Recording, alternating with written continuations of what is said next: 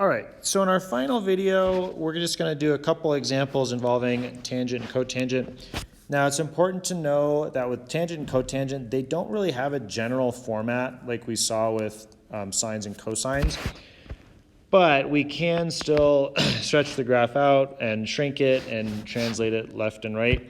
I'm really just going to be focusing on this part, so we'll be doing oops, sorry about that. We'll be doing horizontal work. We won't really be looking at vertical stuff with tangent.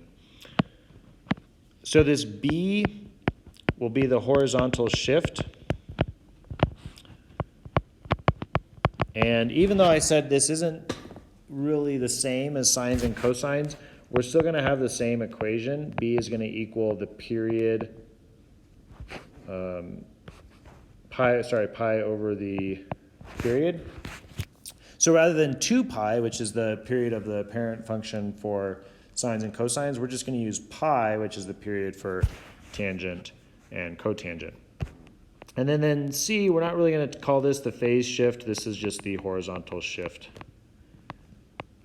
Although you won't be marked incorrect if you call it a phase shift or anything, but we're just going to call it the horizontal shift.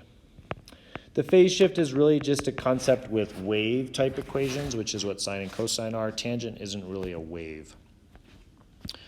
All right, so here's our first equation, first graph we're going to look at, and we're going to come up with an equation for. You can choose to either use tangent or cotangent. However, looking at this, it looks more like a tangent graph to me because it starts at its low point and kind of heads up. Whereas if we look at this one, it kind of looks like it's heading downwards. It's always a decreasing graph. So that means that I'll probably want to use cotangent for part B and tangent for part A. But once again, you can use either one. So tangent has a period of pi. The first thing to note is that this period for part A is not pi. So let's go down and just kind of write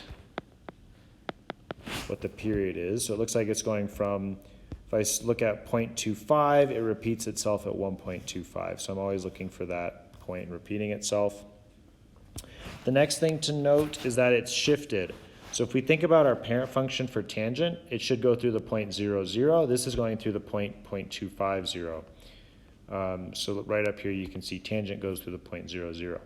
So it looks like it's shifted right by 0.25.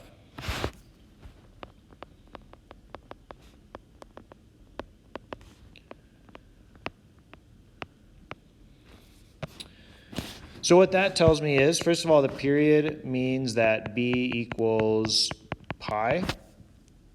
The shift right 0.25 means I can rewrite my equation so that it looks like this. Tangent, and then with x, I'm going to write minus 0.25. And that covers the equation. So I am now done with the equation. Another example you might have to solve is find the new intercepts.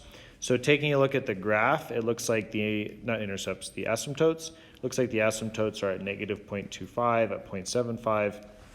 So you can also identify the asymptotes using this graph. All right, let's take a look at part B. Part B next. So in part B, like I said, I'm probably going to want to use cotangent here, but again, you could use a reflected tangent if you like. So let's go ahead and say this is cotangent. Now, cotangent's a little bit trickier because the graph doesn't go through 0, 0. So let's start off by thinking about the period. Then we'll come back to that shift. All right, so my period looks like it's going from, I have a negative pi to 3 pi or 3 pi to 7 pi.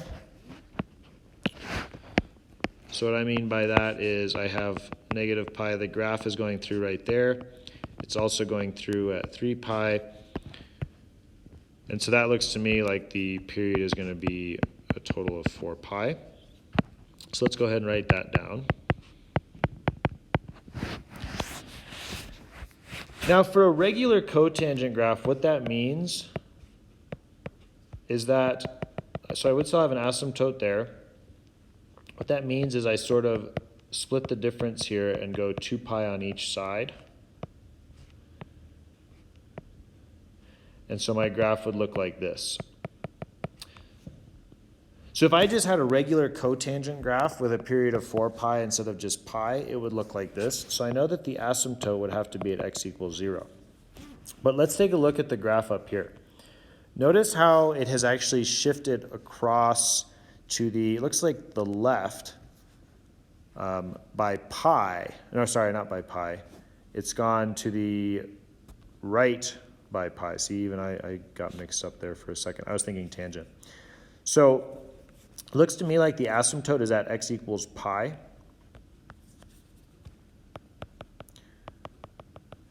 Or we could also check those intercepts and notice that, well, it should be going through 2 pi, but it's actually shifted to the right. So you can either think about where the asymptote is, and in this case you kind of have to estimate that, or what you could do is use what you know about cotangent and the period to set up a graph with just that period and then decide on the shift. So I'm going to say that this cotangent shifted to the right by pi for 2 different reasons, either looking at the asymptote, or you could look at where the intercept should be based on this graph here, and it shifted to the right pi. So let me go ahead and rewrite this stuff here. So period is 4 pi, the shift is pi to the right. Let's go ahead and solve for b while we're here. And so then my equation is going to be cotangent of 1/4 and then x minus pi. And that would be my final answer. So tangent and cotangent are not so bad. I'm not making you do quite as much as what we did with sine and cosine. You're really just going to be looking at horizontal transformations involving the period and the horizontal shift. And that concludes section 4.6.